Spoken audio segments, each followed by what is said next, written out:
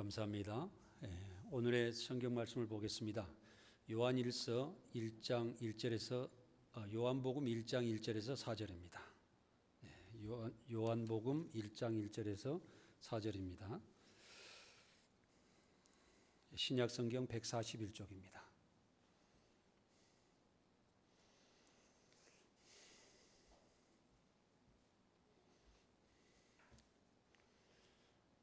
함께 같이 읽도록 하겠습니다. 태초에 말씀이 계시니라.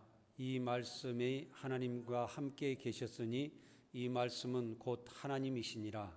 그가 태초에 하나님과 함께 계셨고 만물이 그로 말미암아 지은 바 되었으니 지은 것이 하나도 그가 없이 된 것이 없느니라. 그 안에 생명이 있었으니 이 생명은 사람들의 빛이라. 아멘. 지난주에는 진리의 말씀은 하나님이시다, 이런 제목을 가지고 말씀을 드렸습니다. 그런데 이번 주에는 진리의 말씀은 예수 그리스도시다, 이렇게 말씀드리겠습니다. 다음 주에는 진리의 말씀이 성령님이시다는 제목을 가지고 또 말씀드리겠습니다. 그래서 이렇게 진리의 말씀을 강조하고 이렇게 말씀을 드리는 것은 진리의 말씀이 하나님이시고 그 진리의 말씀으로 인해서 성삼일체 되시는 하나님이 이루어주셔서 지금 이 땅에 오셔서 우리와 함께 계시는 성령님은 진리의 말씀의 성삼일체 하나님이시다. 이 부분을 여러분들께 깊이 새겨드리기를 원하고 또 이 말씀으로 인해서 큰 은혜를 받고 여러분들께서 깊은 신앙생활을 하기를 원하는 것입니다. 그래서 진리의 말씀이 예수 그리스도라는 것을 오늘 말씀을 통해서 성경을 많이 읽어드리면서 이것을 증명해 드리겠습니다. 예수님은 진리의 말씀으로 창조 전에 하나님의 말씀과 함께 계셨습니다. 진리의 말씀 하나님께서 진리의 독생자로 세상에 오시지 않았다면 우리는 지금도 짐승의 피로 제사를 지내면서 속죄하며 살아갈 수밖에 없었을 것입니다. 그 예수님 자신의 십자가 보혈로 구원하신 제사는 우리에게 영원한 생명을 주시는 그 부활의 생명인 것입니다. 예수님은 창조 전부터 하나님과 함께 계셨다가 말씀의 빛으로 세상에 오셨습니다. 오늘 본문의 말씀 요한복음 1장 1절입니다. 태초에 말씀이 계시니라고 그랬습니다. 이 태초라는 것은 세상이 창조되기 전에 아무것도 없는 그런 상태에 우주가 깜깜하고 깜깜하면서 공허한 그런 상태를 이야기하는 것입니다. 그래서 어둠이 가득한, 흑암이 가득 찬 그 속에서 창세기 1장 1절에 보면 태초에 하나님이 빛이 있으시라, 이렇게 창조에 말씀하셨는데 이 말씀하시는 것이 진리의 말씀이시고 이 말씀이 살아계셨으며 그 말씀이 하나님이셨다, 이 말씀을 요한복음 1장 1절에서 하고 계시는 것입니다. 이 말씀이 하나님과 함께 계셨으니 이 말씀은 곧 하나님이시니라. 그가 태초에 하나님과 계셨고 만물이 그로 말미암아 지은 바 되었으니 지은 것이 하나도 그가 없이 된 것이 없느니라. 그 안에 생명이 있었으니 이 생명은 사람들의 빛이라고 기록되어 있는 것입니다. 그래서 여기에서 말씀이라는 것은 진리의 말씀을, 나중에 말씀에 보면은 이 진리는 하나님이시라는 말씀이 나오게 되는데 이 진리의 말씀이 하나님과 함께 계셨고 이 진리의 말씀은 곧 하나님이셨다. 그 진리의 말씀이 태초에 하나님과 함께 계셨고 만물이 진리의 말씀으로 말미암아 지은 바 되었으니 지은 것이 하나도 진리의 말씀 없이는 된 것이 없느니라. 이렇게 우리가 이걸 읽어야 됩니다. 그 진리의 말씀 안에는 생명이 있었으니 이 생명은 진리의 말씀인 예수 그리스도께서 진리의 말씀으로 세상에 오셨는데 이 진리의 말씀이 빛으로 오셨다, 이렇게 보시면 되겠습니다. 그래서 진리의 말씀의 빛이 사람들에게 비추었는데 이 빛을 우리가 보고 하나님을 발견하게 되는 것입니다. 이어서 말씀에는 요한은 장차 예수 그리스도께서 빛을 증명하러 세상에 오셨다고 말씀하고 있습니다. 진리의 말씀 예수님이 빛으로 자기 땅에 오매 자기 백성이 영접하지 아니하였으나 영접하는 자 곧 그 이름을 믿는 자들에게는 하나님의 자녀가 되는 권세를 주셨으니 이는 혈통으로나 육적으로나 사람의 뜻으로 나지 아니하고 오직 하나님께로부터 난 자들이라고 기록되어 있습니다. 그 예수 그리스도께서 빛으로 세상에 오셨는데 영접하는 믿는 자들에게는 하나님의 자녀가 되는 권세가 되셔서 그 백성이 되고 하나님 나라의 상속자가 되도록 해주셨습니다. 그런데 그 이름을 믿지 않는 사람이 있었습니다. 이것이 우리는 세상 사람들은 믿지 않았는데 하나님을 믿는 사람들은 예수 그리스도가 아버지 하나님의 진리의 말씀이 세상으로 오셨다는 것, 그 진리의 말씀이 독생자로 세상에 오셨다는 것을 믿는 사람에게는 하나님의 자녀가 되고 영원한 생명을 얻어서 천국까지 이르게 된다는 말씀을 하고 계시는 것입니다. 이것은 사람이 육정으로나 혈적으로나 이러는 것이 사람의 생각으로 나는 것이 아니라 오직 하나님의 말씀으로부터 난 자들이라는 것은 오직 하나님의 진리의 말씀을 깨달아 예수 그리스도 십자가의 보혈의 피를 통해서 우리가 이를 알게 된다는 것입니다. 그래서 진리의 말씀을 예수 그리스도를 우리는 온전히 믿음으로써 하나님을 온전히 믿게 되는 것입니다. 세상 사람들은 믿지 않았으나 우리 믿는 자들은 하나님의 자녀가 되고 백성이 되고 상속자가 된다는 것을 생각하고 우리가 영원한 생명을 가지고 살아가게 된다는 것입니다. 진리 하나님의 독생자 예수님께서 세상에 오신 것을 우리는 이제 살펴보겠습니다. 마태복음 1장에는 아들을 낳으리니 이름을 예수라 하라. 이는 그가 자기 백성을 그들의 죄에서 구원할 자이심이라 하시니라. 이것은 선지자로 하신 말씀을 이루라 하신 것이요 보라 처녀가 잉태하여 아들을 낳을 것이요 그 이름을 임마누엘이라 하리라 하셨으니 이를 번역한즉 하나님의 우리와 함께 계시다 함이라. 이런 말씀이 기록되어 있습니다. 아들을 낳으리냐 예수라 하리라는 것은 예수님께서는 하나님의 아들이라는 뜻을 가지고 있고 하나님께서 진리의 말씀이 세상에 오셔서 자기 백성을 구원하시기 위해서 오셨다는 하나의 구원자 뜻을 가지고 있는 것이 예수님 이름입니다. 그래서 자기 백성을 자기 죄에서 구원할 자심이라 하는 것은 자기 백성이라는 것은 하나님께서 세상을 창조하셨고 인간을 창조하셨으므로 그 자기 백성이 되는 거예요. 창조자의 내가 어떤 것을 만드는 물건이 내가 만들었다는 그런 그 주인이 되는 것이죠. 사람도 하나님께서 창조하심으로 해서 자기 백성이 되고 자기의 하나의 백성이 되는 그런 부분을 말씀하고 있는 것입니다. 이것은 하나님께서 세상을 창조하실 때에 그 나중에 아담과 하와도 같이 창조했는데 그들의 죄를 지어서 사실 범죄해서 하나님을 떠나게 됩니다. 근데 아담과 하와가 자녀를 낳았는데 다시 가인과 아벨이 이 자녀가 두 자녀였을 때에 가인이 아벨을 죽이는 살인자가 되는 것입니다. 그래서 인류의 조상이 이 살인자의 조상이라고 볼 수밖에 없는데 이것을 하나님께서는 도저히 볼 수가 없었고 그때부터서 하나님께서는 나중에 세상을 어떻게 하면 구원하실까 이것을 계속 고민하고 계셨던 것이 사실입니다. 그래서 구약성경 많은 성경에서 예수 그리스도를 땅에 보내신 것을 예언하고 계시는 것을 우리는 볼 수가 있는 것입니다. 그래서 결국에는 하나님께서 예수 그리스도를 땅에 보내셔서 처녀가 잉태하여 아들을 낳을 것이다. 그런데 임마누엘이 아니라 하나님이 자기와 함께 계시다는 것을 그 뜻을 주시고 우리에게 인도해 주시는 것입니다. 이것은 하나님께서 사람을 사랑하는 것이 창조 때부터 확증된 사랑입니다. 하나님께서 어쩐 때는 사람에게 벌을 주시는 것 같지만 그들이 다시 돌아와 하나님을 믿게끔 하기 위해서 그들을 잠시 이렇게 하나의 꾸지람을 하시고 그런 것이었지 하나님께서 사람을 사랑하지 않는 것이 아니다라는 거죠. 이것은 뭐냐면 하나님의 아가페 사랑이 사람에게 확증된 사랑을 가지고 자기 백성을 구원하기 위한 역사를 이루기 위한 선지자에 대한 하나의 예언으로 계속 왔던 것입니다. 예수님께서 또 이렇게 세상에 오셔서 성장하면서 행적을 잠깐 살펴보도록 하겠습니다. 누가복음 2장에는 어릴 때 예수님은 아기가 자라며 강화해지고 지혜가 충만하여 하나님의 은혜가 그 위에 있더라고 기록되어 있습니다. 예수님은 어렸을 때에 자라면서 지혜가 아주 충만하다고 그랬습니다. 그런데 이 어떤 지혜를 가지고 있었냐면 예수님께서는 태어날 때 성령으로 잉태하셨다고 그랬잖아요. 그래서 이미 이 성령이 예수님을 계속 어렸을 때부터 인도하시게 됩니다. 그래서 예수님은 특별하게 자라셨어요. 그래서 그 위에가 항상 그 위에 있고 항상 예수님이 어렸을 때부터 하나님을 생각하는 것이 남달랐다는 것을 우리가 알 수가 있습니다. 예수께서 12살 때 예루살렘에 예배하러 가셨습니다. 그런데 예배를 드리고 나서 돌아올 때는 예수님은 예루살렘에 머무르셨는데 그 부모는 예수님이 예루살렘에 머무는지도 모르고 그냥 하루길을 가버리셨다고 그랬어요. 그리고 그 다음에 하루 지나가지고 예수님 어디 있는가 자식이 어디냐 보니까 이 아들이 없는 거예요. 그러니까 다시 돌려서 또 하루길을 예루살렘으로 갑니다. 그래가지고 또 거기서 하루 종일 예루살렘을 찾아요. 그래가지고 어디까지 갔냐면 예배드리는 성전에 간 거예요. 그러다 보니까 그 제사장들과 율법 선생들과 이런 교사들 성경을 잘 하시는 분들하고 묻기도 하면서 질문도 하면서 거기 계신 거예요. 그 이때 나이가요 15살이었는데 15살이라고 하면 초등학교 한 5학년 정도 되거든요. 사실 생각을 해보세요. 어떻게 15살 어린 어이가 부모를 떠나서 성전에 가서 거기서 말씀을 나눌 수가 있으며 또 밥은 어디서 먹고 잠은 어디서 자겠습니까? 야, 이거 기가 막힌 일이에요. 그런데 이게 재밌는 일이요. 거기서 듣는 자가 지혜와 대답을 놀랍게 율법 선생들이나 이런 사람들도 예수님을 보고 깜짝 놀랐다고 이런 말씀이 기록되어 있어요. 그래서 그 부모 요셉과 마리아겠죠. 요셉과 마리아가 예수님을 깜짝 놀라고 이렇게 질문을 합니다.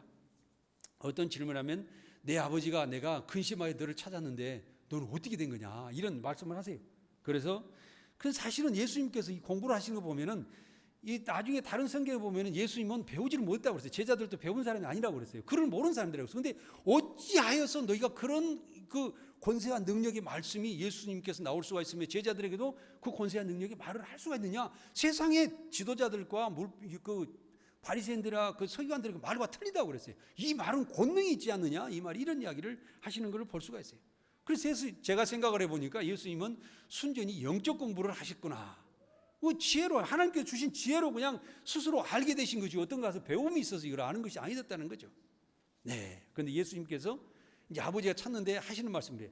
내 아버지와 내가 근심하여 너를 찾았다. 그러니까 너를 만약 잊어버렸으면 내가 어떻게 살라고 너는 이렇게 아버지도 찾자 금이라고 길을 따라봐야지. 너는 엉뚱한 짓을 했냐 이렇게 이제 육적인 것으로 예수님을 질문하는데 예수님은 어찌하여 나를 찾으셨나니까 거꾸로요.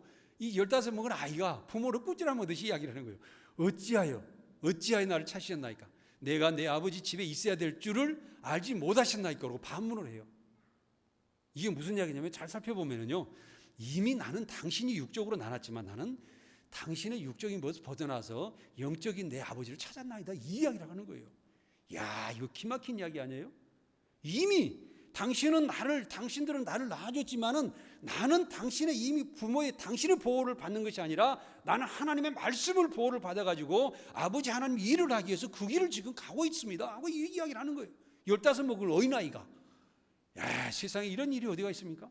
그래서 아버지 집에 내가 있어야 될 줄 알지 못하였는가 하시니 예수님 마리아는 뭐냐면은 예수님 태어날 때도 성령을 잉태했다 보니까 마음에 두었더라 이런 이야기를 하셨는데 지금도 예수님 어머니 아버지가 마음에 두었더라 이런 이야기를 해요. 그 자기도 무슨 말인지 모르겠어요. 그런데 그냥 마음에 잘 두고 하나님께서 야, 이게 무슨 일이 있겠는가 한번 살펴보자 이렇게 한번 마음에 두고 기다리는 건데 예수님은 지혜와 키가 자라면서 하나님과 사람들이 굉장히 사랑스러운 사람으로 성장해 가셨더라 이런 이야기를 해요.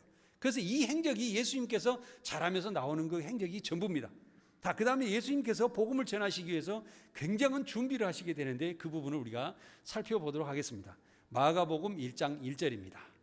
하나님의 아들 예수 그리스도의 복음의 시작이라 이렇게 기록되어 있어요. 이건 단 한 가지예요. 그냥. 근데 이야기는 뒤에 후속 이야기는 제가 이제 설명을 드리겠습니다.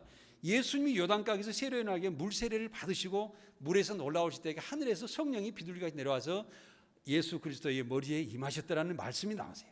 그리고 너는 내 사랑하는 아들이라 내가 너를 기뻐하노라 하고 말씀이 계셨다고 나옵니다.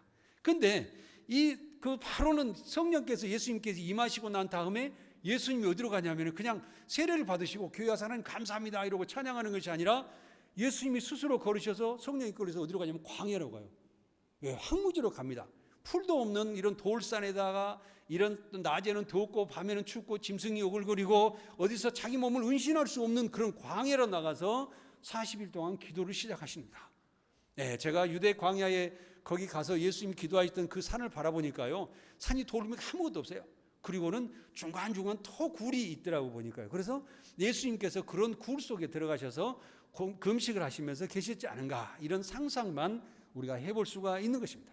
그래서 거기서 기도하시면서 정말 물도 안 먹고 40일 동안 완전히 기도를 하는데 제가 아시는 어떤 전도사님이 40일 기도를 금식을 2번 하다가 두 번째 하시다가 돌아가셨어요. 사람이요 21일 이상 굶잖아요. 그러면요 남자는 21일인가 되면은 물이 다 말라버린대. 여자는 25, 6일 정도 견딘다는 거예요. 근데 40일은 인간이 버틸 수 있는 그런 능력의 한계를 넘어가는 거예요. 근데 예수님은 40일 동안 금식을 하셨다는 거예요. 근데 그러면 정신이 혼미해가지고 도저히 비틀거려 설 수도 없고 무슨 말할 수도 없는 그런 위치에 서 계실 텐데 그때 와가지고 사단이 시험하는 거예요. 야, 이 돌들로 떡덩이가 되려라. 또 성전 위에서 뛰어내리라. 또 산에 올라가지고 세상 만문 영광을 보여주면서 내게 초래라. 이런 이야기예요. 예수님은 떡덩이야 말도 안 되는 이야기하지 마라. 하나님의 말씀대로 살아갈 것이다. 또 성령 꼭대 하나님을 시험하지 말라. 오직 하나님께만 경배하고 순종할 건지 네가 마귀가 어떻게 나한테 그런 얘기 할 수 있냐고 사탄아 물러가라 하고 물리치시고 예수님은 이기세요. 가장 악조건에서 인간이 견딜 수 없는 그런 악조건을 이기고 이제 일어서시는 거예요. 그래 놓고 복음의 사역을 준비하러 갑니다. 사랑하는 여러분, 우리가 복음을 전하고 신앙생활을 한다 하면서 여러분들은 얼마만큼 준비를 하시고 사십니까? 나아가서 복음을 준비할 때 예수 믿으세요 그래가 지나가는 사람들한테 그냥 하는 거고, 또 전도지 찍 나눠주고 뭐 이렇게 하고 나서 그냥 저 사람이 예수 믿는 사람인가 안 믿는 사람인가 이해도 못할 정도로 가서 그냥 창피스럽게 그렇게 하고 마는데, 사실은 복음을 전하면 우리 예수님께서 준비하실 때 엄청난 준비를 하셔야 돼요. 절제된 삶을 살아야 돼요. 내가 정말 먹는 것도 절제하고 또 내가 함부로 세상 살아가는 것 절제하고 내 행동도 절제하여서 내가 몸가짐을 잘 하면서 간절한 기도를 하면서 우리가 준비를 해야 된다. 그리고 복음으로 나아가야 된다는 것이죠. 저도 이게 설교를 하고 있지 않습니까? 그런데요, 정말 날마다 두려워요. 이게 빈자석이 너무 많은 거예요. 의자를 너무 많이 갖다 놓은 거예요. 하나님 이거 어떻게 하면 좋겠습니까? 그런데 하나님 저는 부족하고 연약합니다. 그런데 하나님께서 무슨 계획이 있기 때문에 저를 여기에 인도하신 줄 믿습니다. 그것만 믿습니다. 나는 아무것도 모릅니다. 그러나 하나님께서 가라고 하니 방향은 틀어지지 않고 뒤로 돌아서지 않고 그냥 앞으로 가겠습니다. 이것밖에 없어요. 이거 얼마나 무능합니까? 이렇게 가는 거예요. 그래서 세상에 시험이 다가오고 환난이 다가오는 모든 것을 이길 수 있도록 인내와 연단을 하면서 우리는 정말로 살아가야 됩니다. 우리 몸에는 하나님 말씀으로 전신갑주해서 세상의 악령들과 사탄의 권세를 모두 이기고 우뚝 서서 승리할 수 있는 삶을 살아가도록 우리는 준비하는 신앙생활을 해야 된다는 것입니다. 세상 죄는 아담과 하와가 진리 하나님 말씀을 순종하지 않아서 세상에 왔습니다. 그러나 예수님께서는 십자가에 순종하심으로 세상 사람을 하나님께 인도하셨습니다. 예수님의 말씀의 복음은 많은 사람이 의인이 되어 믿음으로 살게 하셔서 천국까지 인도하셔서 영원한 생명으로 살아가게 하는 위대하신 말씀이라는 걸 알아야 돼요. 그래서 로마서에는 복음에는 하나님의 의가 나타나서 믿음에 이르게 하나니 오직 의인은 믿음으로 말미암아 살리라고 기록되어 있습니다. 하나님의 의는 사람을 살리는 의입니다. 그러니까 우리가 하나님의 의는 그냥 의가 아니고요, 하나님 나라는 어떠냐면, 여러분들께서 쉽게 바꾸면 하나님 나라다 그러니까 잘 이해를 못하겠어요. 그건 뭐냐면 이렇게 생각하세요. 공의로운 나라다, 공의로운 나라다. 무슨 이야기냐면, 공의라는 것은 내가 나 자신을 잇는 것이 아니고 내가 상대를 위해서 잇는 것을 공의예요. 쉽게 이야기하면 우리나라 대통령이 있는데 대통령이 요즘에 선거다 보니까 막 욕도 못하고 그러더라고요. 근데 요즘에는 지지율이 올라가더라고요. 근데 뭐 때문에 그랬어요? 이게 코로나 갔는데 열심히 의료진과 봉사를 했잖아요. 요즘에는 또 경제를 위해서 열심히 노력한다고 막 이렇게 떠들고 막 하더라고요. 근데 보니까 뭐냐면, 나는 대통령이 똑똑하다고 그렇게 표현하려고 그러진 않아요. 왜냐하면 정치적인 거니까. 그런데 가만히 보니까 이 사람이 열심히 하려고 하는 걸 있는 것 같더라고요. 백성들에서 봉사하려고 하는 것 같아요. 그러니까는 나중에 지지율이 쓱 올라가더라고요. 뭐 때문에요? 섬길 줄 아는, 공의를 위해서 노력하는 그 대통령을 국민들도 좋아한다, 이렇게 볼 수 있어요. 그러니까 우리가 교회에서도 많은 사람들 우리가 섬기고 은사를 행해서 해주면 성도들이 다 좋아하지 않습니까? 그런 모습으로 우리는 항상 섬길 줄 알아야 된다. 학생이 시험을 보려고 하면 시험 준비를 해야 되잖아요. 군인이 군대 가서 전쟁을 준비하고 하려고 하면 훈련소에서 그냥 신나게 아주 굉장히 어려운 그 훈련을 받지 않습니까? 예수님께서 영적 전쟁을 하고 세상에 많은 사람들, 백성들 고난해서 자기 백성으로 다시 만들기 위해서 얼마나 수고를 많이 하셨습니까? 이와 마찬가지로 우리도 육적인 모든 것을 내려놓고 하나님의 전신갑주해서 살아갈 수 있는 삶을 살아야 됩니다. 우리는 공의로운 하나님의 나라를 위해서 우리 한 발짝 한 발짝 나아가야 된다는 것입니다. 예수님은 사도 요한이 잡힌 후에 사도 시대를 마치고 예수님의 시대를 본격적으로 열어갑니다. 그래서 세례를 받으시고 다시 나중에 그 요한이 정말 헤롯의 왕의 잔치상에서 그 딸 생일날 춤을 출 때에 세례 요한이 머리를 갖다 달라고 부모가 꼬여가지고 세례 요한을 죽게 만들지 않습니까? 그런데 세례 요한이 죽는다고 말할 때에 그 다음에 이제는 사도 시대는 끝났다. 이제는 예수님의 새로운 시대가 열렸다고 예수님께서 선언하십니다. 마가복음 1장에는 보면은 요한이 잡힌 후 예수께서 갈릴리에 오셔서 하나님의 복음을 전파하여 이르시되 때가 찼고 하나님 나라가 가까웠으니 회개하고 복음을 믿어라, 이렇게 선언하시는 거예요. 때가 찼다는 것은 내가 세상에 많은 사람들을 천국 백성으로 하나님 앞으로 인도할 내가 준비가 다 돼 있다. 40일 동안 광야에서 시험을 받고 내가 사탄을 이기고 다시 성령으로 내 머리에 임하셔서 하나님께서 임하신데 모든 것을 준비가 끝났다라고 선언하는 것이에요. 그리고 하나님 나라가 가까워야 했다. 세상이, 새로운 세상이 열리기 시작하니 회개하고 내 말을 믿고 따르라, 이 말씀을 하시는 거예요. 그래서 예수님께서는 회개하고 믿는 자들을 하나님 나라로 다 인도하셔서 하나님의 백성이 될 수 있도록 함께 하여 주신다는 것입니다. 선지자 시대를 마감하고 예수 그리스도의 복음의 시대가 본격적으로 열리는 것을 말씀하고 있는 것입니다. 예수님 십자가 보혈의 감동의 은혜는 하나님께로 가는 길과 진리와 생명입니다. 요한복음 14장 6절입니다. 예수께서 이르시되 내가 곧 길이요 진리요 생명이니 나로 맘지 않고는 아버지께로 올 자가 없느니라고 그랬습니다. 저는 매번 이 말씀을 앞으로도 수천 번도 더 할 겁니다. 왜냐하면 내가 곧 길이요 진리요 생명이라는 것은 예수님께서 자기 백성을 세상에 구원하시기 위해서 세상에 오셔서 세상의 생명의 말씀을 증거해 주시고 십자가의 고난을 통해서 우리를 그 피의 십자가 고통을 믿고 따르는 자들을 구원하기 위해서 십자가는 그 길을, 십자가의 그 문을, 양문을 통해서 우리를 하나님의 진리의 말씀 가운데로 인도해 주셨을 때 우리가 그 진리로 깨닫고 새 생명을 얻는 거예요. 이것이 그래서 예수님의 십자가가 그 길이요 문이 되는 것입니다.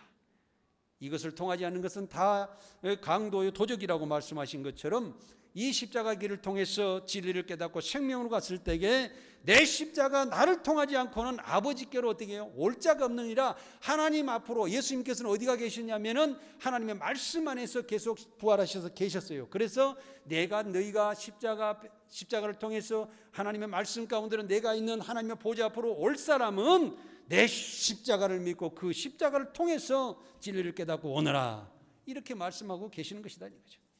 예수님은 하나님을 사랑하고 이웃을 사랑하는 것이 가장 큰 계명이라고 말씀하셨습니다. 마태복음 22장 37절에 예수께서 이르시되 내 마음을 다하고 목숨을 다하고 뜻을 다하여 주 너희 하나님을 사랑하셨으니 이것이 크고 첫째 되는 계명이요 둘째는 그와 같으니 내 이웃을 내 자신과 같이 사랑하라 하셨으니 이 두 계명이 온 율법과 선지자의 강령이라고 말씀하셨습니다. 자, 여기서 마음을 다하고 목숨을 다하고 뜻을 다하라는 것은 사람이 가질 수 있는 온 정성을 다해서 육적이나 영적인 것을 다 모아서 하나님을 사랑하라는 거예요. 왜 그랬을까요? 하나님이 이기주의자신가요? 세상을 창조하셨고 사람 만들었고 나한테만 경배를 해, 나한테만 영광을 돌려, 이렇게 말씀하시는 거예요? 그렇지가 않아요. 왜 그러냐면요, 하나님께서 모든 것을 가지신 분이고 모든 것을 다 하시는 분인 거죠. 모든 것을 다 창조하시는 분이기 때문에 사람은 무능해요. 그렇기 때문에 사람이 자기 꾀에 살아간다고 그러면 결국에는 자기 꾀에 넘어가서 세상적으로 사기를 당하고 문제가 되지고 넘어지고 엎어지고 계속 문제거리 당하다가 죽음 앞에서 아버지 하나님이 잘못했습니다, 무릎 꿇게 되더라는 거죠. 그런데 처음부터 하나님 말씀을 따라서 마음을 다하고 목숨을 뜻을 다하여 하나님을 사랑하면 그 위대하신 하나님을 우리를 높여드려서 하나님과 함께 하셔서 자녀와 백성이 되게 하셔서 하나님께서 하시는 그 모든 복을 사람에게 주셔서 함께 세상을 경영하면서 살아가시는 위대하신 하나님이시라는 거예요. 그래서 우리는 그 가장 좋은 부모가 있잖아요. 그럼 그 자식이 좋은 부모 밑에 있으면 행복하잖아요. 이런 논리와 같은 것이에요. 또 내 이웃을 내 몸같이 사랑하는 것은 우리 주 예수 그리스도께서 십자가의 보혈의 피를 흘리셔서 우리 죄를 다 도말해 주시고 구원해 주셔서 하나님의 자녀가 되게 해주셨다고 하면 그 하나님의 사랑과 예수 그리스도의 은혜에 감사하는 마음으로 우리도 형제 자매를 사랑해야 되지 않냐. 이것이 우리가 생명을 주신 생명의 구원의 그 은사, 생명의 은혜이신 예수 그리스도를 통해서 조금이라 갚는 일이 내 이웃을 내 몸같이 사랑하여 그들을 예수님께 인도하여 하나님 백성이 되게 하고 우리를 정말 서로 간에 형제 이웃과 같이 살아가는 삶인 것입니다. 이것이 가장 그 세상의 가장 큰 의요, 가장 큰 도라는 것을 우리가 알고 가야 됩니다. 그래서 예수님을 사랑하게 되면 예수님의 제자인 줄 안다는 거예요. 세상 사람들을 사랑하게 되면 하나님의 자녀인 줄 알게 된다는 거죠. 이보다 더 큰 계명이 없다고 그랬습니다. 이것은 어떤 번제물보다 어떤 헌금보다 더 큰 거라고 그랬어요. 그래서 우리가 지금 예배드리는 것보다도 하나님을 사랑하고 예수 그리스도 그 말씀의 그 은혜를 따라서 세상 사람들 사랑하는 것이 예배보다 더 중요하다는 거예요. 예배보다 더 중요하다. 이것을 아시고 여러분들 꼭 형제자매를 사랑하는 여러분들이 되시기 바랍니다. 예수님의 병을 고치시고 이정을 행하는 것은 예수님을 믿게 하는 것입니다. 자, 지금 예수님의 행적을 계속 지금 쫓아가고 있습니다. 지금 예수님께서 병을 고치시고 이적을 행하는 것이 신약 성경에 많이 나왔습니다. 그런데 이것을 한두 가지를 보면 요한복음 11장 42절에 나와 있습니다. 항상 내 말을 들으시는 줄을 내가 알았나이다. 그러나 이 말씀 하옵는 것은 둘러서 무리를 위함이니 곧 아버지께서 나를 보내신 것을 그들로 믿게 하려 함이니이다. 여기는 나사로를 구원하는 그 성경 구절에서 이 말씀이 나오는데, 하나님께서는 예수 그리스도와 하나님께서 진리의 말씀이시고 예수님께 말씀이시고 그렇기 때문에 항상 통하세요. 그러니까 하나님께서 항상 예수님 말씀을 듣고 예수님께서 원하시는 모든 일을, 하나님의 일을 이루시는 것이 일이 예수님의 일이시기 때문에 항상 예수님께서 하시는 일이 하나님과 일치하여서 예수님께서 말씀하시는 거예요. 항상 내 말을 들으실 줄 내가 알았나이다. 할렐루야. 이 말씀을 하옵는 것은 둘러선 무리들을, 이 주변에 나사로 무덤 앞에 예수님이 섰습니다. 무리들이 꽉 차서 옆에가 있는데 이 무리들을 위해서 이 말씀을 하는 것하고 예수님이 선언합니다. 그리고 아버지께서 나를 보내신 것을 그들로 믿게 하려 하님이라. 자, 다시 말씀드리면요, 여러분들께서 병자를 예수님이 고쳐주셨습니다. 이적을 일으켰으면 가장 큰 목적이 뭐라고요? 예수님을 믿고 하나님 앞으로 가기 위한 거예요. 그래서 여러분들께서 아주 자그마한 상처가 났는데 아버지 하나님 아파 죽겠습니다, 이것을 좀 치료해 주세요. 엄살 좀 그만 부리세요. 예수님의 십자가의 고통은 얼마나 크셨겠어요. 그죠? 그거 생각하고 참으시라는 겁니다. 그 두 번째로는 예수께서 한 여인의 병을 고치실 때 믿음을 강조하셨다는 이야기를 드리겠습니다. 내 믿음이 너를 구원하였다 하시니 여자가 그 즉시 구원을 받으니라. 내 믿음이 너를 구원하였다 그러세요. 많은 성경이 그렇게 이야기하고 있습니다. 내 믿음이 구원하였다. 네가 원하노니 그대로 되거라. 네가 믿으니 내가 구원해 주리라. 이런 여러 가지 말씀하실 때도 그 구원의 역사가, 왜 그것이 증명이 되냐면요, 예수님께서 나사로를 살려주시고 많은 여인을 고쳐주고 병자를, 죽은 자를 살려줬는데 지금 그분들이 살아있습니까? 어차피 살려놔도 때가 되면 다 죽는 거 똑같은 거예요. 사람 수명은 한계가 있습니다. 그것을 하나님께서 정하신 위치라는 거죠. 그렇기 때문에 우리는 살아있을 때, 내 목숨이 붙어있을 때에, 내 손발이 건강했을 때, 내 육체가 건강했을 때에 우리가 공의로운 삶과 하나님 나라의 백성으로서 해야 될 일을 다 해야 된다는 거예요. 이게 더 중요하다는 겁니다. 그리고 우리는 좀 빨리 죽으나 늦게 죽으나 하나님의 나라를 가서 영원토록 편안함을 치면서 하나님께 영광 돌리며 있으면 된다는 거죠. 이게 더 중요하다는 것입니다. 그래서 내 믿음이 너를 구원하였다 하신 여자가 즉시 구원을 받으리라고 했습니다. 병을 나으려면 우리가 또 병석에도 낫고 다른 사람들 병자를 위해서 기도하라고 그러는데, 이 기도는 전혀 순간적인 병치유가 전혀 안 된다는 이야기는 아닙니다. 예수님께서 말씀하시기를 병자를 위해서 병 낫기를 원하면 너희가 간절한 기도가 필요하다, 이 말씀하셨어요. 믿음이 또 깊은 자가 필요하다. 이 사람들이 기도하고 가서 안수해 줄 때는 병자가 낫는 효과가 크다고 말씀을 하셨어요. 그렇기 때문에 우리는 항상 진실한 믿음을 가지고 나아가는 것이 필요합니다. 요한복음에 보면은 또 아버지여, 아버지께서 내 안에 내가 내 아버지 안에 있는 것 같이 그들도 다 하나가 되어 우리 안에 있게 하사 세상으로 아버지께서 나를 보내신 것을 믿게 하옵소서라는 말씀이 있습니다. 예수님도 진리의 말씀이십니다.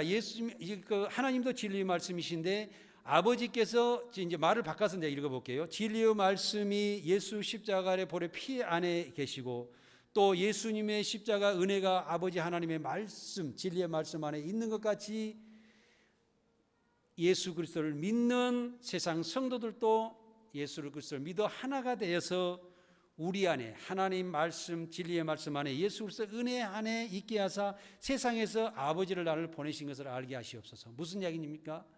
하나님과 예수님과 우리 일체가 되는 역사가 일어나는 거예요. 이 일체가 일어나게 되면요, 내가 하나님을 알고 내가 예수님을 알고 또 내가 어떤 삶을 살아야 되고 어떤 미래에 하나님께 축복 주시는 것도 알고 어떤 미래의 삶을 살다가 천국까지 가는 모든 것을 알게 하시는 성령의 역사를 이야기하시는 거예요. 이 대단한 말씀 아십니까? 네, 이 말씀을 여러분들 성경을 깊게 읽으시기 바랍니다. 이 성경은 감춰진 것이 많고 비유로 설명된 게 많고 그러기 때문에 달달달달 그냥 외운다고 그래서 이게 아는 것이 아니에요. 그래서 세상 지식 있는 사람들이 감춰주고 어린아이 같은 사람들에게는 나타나신다고 말씀하시는 그 말씀을 믿으시기 바랍니다. 오직 예수 그리스도만을 통해서 구원을 얻을 수가 있는 것입니다. 사도행전 4장 12절을 보겠습니다. 다른 이로서는 구원을 받을 수가 없나니 받을 만한 다른 이름을 우리에게 주신 일이 없음이라 하였더라. 천하의 사람 중에, 그 말씀 빼먹군요. 다른 이로서 구원을 받을 수가 없나니 천하의 사람 중에 구원을 받을 만한 다른 이름을 우리에게 주신 일이 없음이라 했더라. 천하의 사람 중에, 그렇기 때문에 오직 십자가 보혈의 피, 그냥 우리가 보면은 죄인들의 죽어서 지옥밖에 갈 수밖에 없는 그런 사람들을 위해서 십자가를 짊어지고 가신 세상 어떤 그런 사람이 있고 그런 그리스도가 어디가 있냐 이거죠. 그렇기 때문에 그리스도의 간절한 구원의 그 은혜를 통해서만 구원을 얻을 수가 있기 때문에 예수 그리스도가 아니면 안 된다는 거죠. 불교에서도 보면 진리가 있습니다. 힌두교도 진리가 있습니다. 다른 이야기 진리를 다 이야기해요. 그런데 그것은 다 지식적으로 만들어 놓은 진리고 우리가 머릿속으로 외워서 진리 가운데 들어가려고 그러는데 그 진리는 어떻게 해요? 금방 잊어버리고 실증나고요. 외우기가 싫어지고요. 그렇게 돼요. 그렇기 때문에 그건 감동이 없어요. 무슨 이야기냐면 살아있지 않는 진리다 이런 이야기예요. 하나님의 말씀이 살아있는 것은 하나님께 진리이기 때문에 그래요. 진리라는 것이 무엇입니까? 여러분들 날마다 진리를 묵상하시기 바랍니다. 진리의 말씀 묵상하시기 바랍니다. 진리는 오직 하나밖에 없습니다. 지금 여러분들께서도 하나의 여기서 가장 가까운 진리를 한번 이야기해 볼 것이요. 이 전등이 있죠. 이 전등은 빛이다. 이거는 두 가지로 설명할 수 없는 이야기입니다. 예. 이 이야기 하나를 단어를 만들어면 영원 불변하는 그 단어를 이야기하는 것입니다. 예, 하나님은 진리의 말씀이다. 이건 불변합니다. 예, 하나님이 세상을 창조하셨다 불변하는 것입니다. 이것을 이야기하는 거예요. 그렇기 때문에 이 진리는 스스로 계시면서 스스로 살아있으면서 계속 이 생명력이 있고 변화무상하시면서 가시기 때문에 하나님을 살아계신다고 말씀하시더니 그냥 하나님을 살아계신다고 우리가 모르지만 진리의 말씀이기 때문에 하나님은 살아계신다 이렇게 설명하시는 것이 더 정확하다 이런 이야기입니다. 그래서 여러분들께서는 진리 하나님을 믿고 그 말씀 가운데 가는 그런 삶을 살아야 되는데 이것이 천하의 그 진리가 하나님께서 진리 말씀이시고 예수 그리스도는 진리의 독생자로 진리의 말씀을 세상에 오셨다. 이 진리의 말씀 예수 그리스도를 통하지 않으면 하나님께로 갈 수가 없다. 이것은 진리라는 거죠.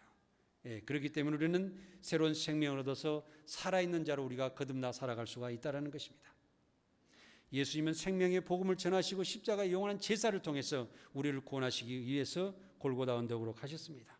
죄가 전혀 없이 선하시고 깨끗하시고 의로우신 예수님의 죄만은 우리를 위해 죽으셨다는 것을 항상 생각하시기 바랍니다. 예수님이 십자가에 매달려 죽으신 후에 하나님의 아들인 줄을 사람들이 알게 되었습니다. 요한복음 8장 28절입니다. 이에 예수께서 이르시되 너희가 인자를 둔 후에 내가 그인 줄을 알고 또 내가 스스로 아무것도 하지 아니하고 오직 아버지께서 가르치는 대로 이런 것을 말할 줄도 알리라. 너희가 내 말에 거하면 참으로 내 제자가 되고 진리를 알지니 너희가 너희를 자유롭게 하리라. 진리가 너희를 자유롭게 하리라. 인자가 든 후에 십자가에서 못 박혀서 죽으신 후에 그러니까 그냥 십자가 못 박혀 죽은 때만 이야기하는 것이 아니고요. 십자가 못 박혀 죽으셔서 3일 만에 부활하셔서 성령이 오신 뒤에 이야기하는 거예요. 성령이 오실 뒤에 성령을 받은 사람은 예수 그리스도 하나님 아들이라는 걸 알아요. 제자들이 3년 동안 따라다녔지만은 예수님이 십자가 못 박혀 죽으려고 하니까 다 도망갔대요. 그리고 부활해서 예수님 오셨는데도 베드로와 제자는 또 고기 잡고 또 가요. 왜 그랬을까요? 그때까지도 제자들에게 성령이 임하시지 않으셨어요. 근데 마가다락에서 성령을 받고 난 뒤에는 어떻게 했어요? 주여 아버지 하나님이 그리스도시요 아버지 하나님이 알아니 이제 알겠나이다. 내가 그 복음을 위해서 주님을 위해서 목숨을 바치겠나이다. 그때 변화되는 거예요. 사랑하는 여러분, 그래서 여러분들께서도 꼭 신앙은 성령을 받은 자만이 온전한 하나님의 자녀 백성이 된다는 사실을 알고 우리는 말씀을 깊게 읽고 날마다 기도하면서 성령이 나에게 충만하여서 나에게 존재하고 계시기를 간절히 바라며 살아가시길 바랍니다. 그래서 예수님께서 말씀하시는 거 내가 스스로 아무것도 말하지 않고 오직 진리 아버지 하나님께서 가르치신 대로 이것을 말할 줄 내가 아노라. 너희가 내 말에 거하면 진리의 말씀 안에 거하면 내가 참 제자가 되고 진리를 알지니 진리를 깨달아서 알지니 진리가 너희를 진정으로 세상에서 가장 자유로운 삶을 살아가게 할 것이다. 세상 어느 누구도 너를 통제할 수 없는 능력의 위대한 삶을 살게 하실 것이다. 이것이 그리스도인들의 최고의 삶입니다. 여러분들 세상에 통제받지 마십시오. 여러분들이 만약에 세상을 통제받고 있다고 그러면 지금 내 신앙이 무언가는 잘못되어 있다는 생각을 하시고 온전한 하나님의 진리 가운데 자유로운 삶을 살아가서 하나님께서 인도하시는 그 말씀을 따라 살아가는 여러분 되시기 바랍니다. 예수님의 십자가는 죽기까지 복종하시는 구원의 십자가였습니다. 빌립보서 2장 5절입니다. 너희 안에 이 마음을 품으라. 곧 그리스도 예수의 마음이니 그는 근본 하나님의 본체시나 하나님의 동등됨을 취할 것으로 여기지 아니하고 오히려 자기를 비워 종의 형체를 가지사 사람들과 같이 되셨고 사람의 모양으로 나타나사 자기를 낮추시고 죽기까지 복종하셨으니 곧 십자가의 죽으심이라고 그랬어요. 그리스도의 마음이라는 것은 처음부터서 하늘나라에서 하나님의 진리의 말씀을 세상 오실 때부터 십자가의 죽음을 가지고 이미 그것을 의무로 생각하시고 세상에 오신 것입니다. 그는 하나님의 본체 진리의 말씀이셨습니다. 그러나 하나님의 동등됨 시험을 왕으로 계시고 세상의 창조자로 계시지 않고 자기를 부여 왕에서 종의 형체로 자기를 버리시고 자기를 포기하고 십자가에서 예수님 말씀하시잖아요. 아버지 하나님, 아버지 하나님, 어찌하여 나를 버리셨나이까 하고 예전에 엘리 라마 사막다니 하고 말씀하시잖아요. 어찌하여 나를 버리셨나이까. 그러면 예수님 뭐냐면요, 가장 죄인으로서, 가장 천한 자로서, 정말 아무도 찾아보지 않은 자로서 하나님께서도 일단은 내버려 두셨고 예수님도 자신을 버리는 거예요. 그리고 나서 죽음을 맞이하게 될 때에 왜 죽음을 맞이했을까요? 하나님께서는 우리를 사랑하시는 확증된 사랑 때문에 예수 그리스도를 부활해 주신다는 확정이 있었기 때문에 십자가 죽으신 거예요. 그냥 죽으신 게 아니란 말이에요. 이것을 우리가 알고 가셔야 되는 거예요. 형제, 그래서 정말 낫기까지 죽기까지 복종하셨으나 곧 십자가의 죽으심이라 그래서 완전히 자기를 버리시고 목숨을 끊어버렸을 때에 하나님께서는 다시 세상을 살리는 예수 그리스도, 모든 사람들이 예수 그리스도 발 앞에 무릎 꿇고 지금도 수십억 명이 주님 아버지 하나님이여 주는 너무나도 내 아버지 하나님입니다 고백하고 신앙생활을 하고 있는 것과 우리도 그렇게 살고 있지 않습니까? 십자가에서 예수님 부활은 영원한 생명의 부활입니다. 하나님은 우리에 대한 확증된 사랑으로 예수님을 십자가에서 죽게 하시고 부활하게 하시는 것입니다. 부활은 선하고 의로운 자는 영원한 생명이나 죄인은 영원한 지옥의 형벌인 것입니다.